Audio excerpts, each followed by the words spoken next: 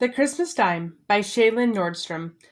Bobby was getting cold, sitting out in his backyard in the snow. Bobby didn't wear boots. He didn't like them. And anyway, he didn't own any.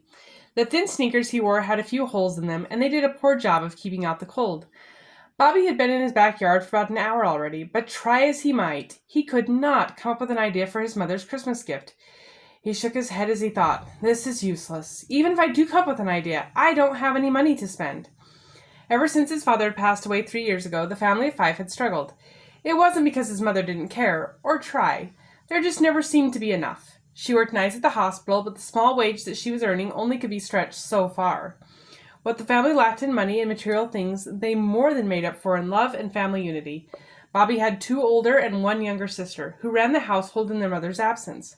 All three of his sisters already had made beautiful gifts for their mother. Somehow it just wasn't fair.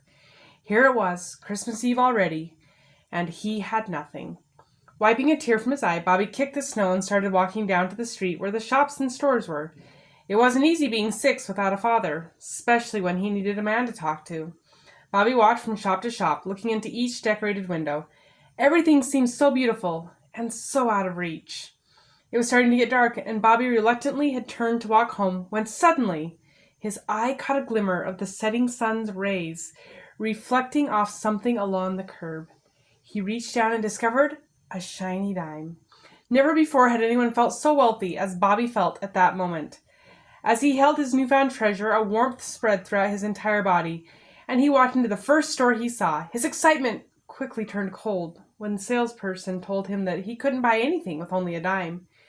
He saw a flower shop and went inside to wait in line. When the shop owner asked if he could help him, Bobby presented the dime and asked if he could buy one flower for his mother's Christmas gift. The shop owner looked at Bobby and his 10-cent offering. Then he put his hand on Bobby's shoulder and said to him, "You just wait here, and I'll see what I can do for you." As Bobby waited, he looked at the beautiful flowers, and even though he was a boy, he could see why mothers and girls liked flowers.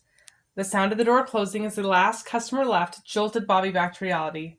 All alone in the shop, Bobby began to feel afraid. Suddenly, the shop owner came out and moved to the counter.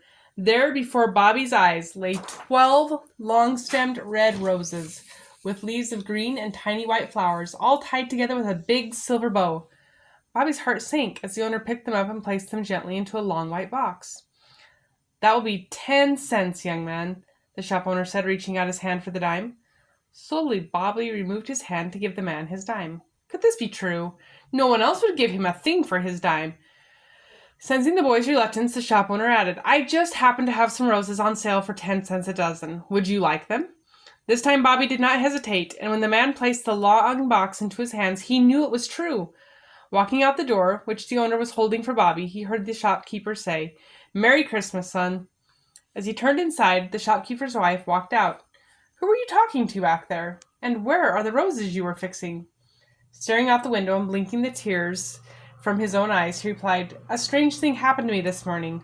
While I was setting up things to open the shop, I thought I heard a voice telling me to set aside a dozen of my best roses for a special gift. I wasn't sure at the time whether I had lost my mind or what, but I set them aside anyway.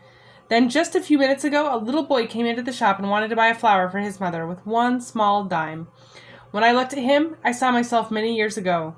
I, too, was a poor boy with nothing to buy my mother for a gift. A bearded man whom I never knew stopped me on the street and told me that he wanted to give me $10.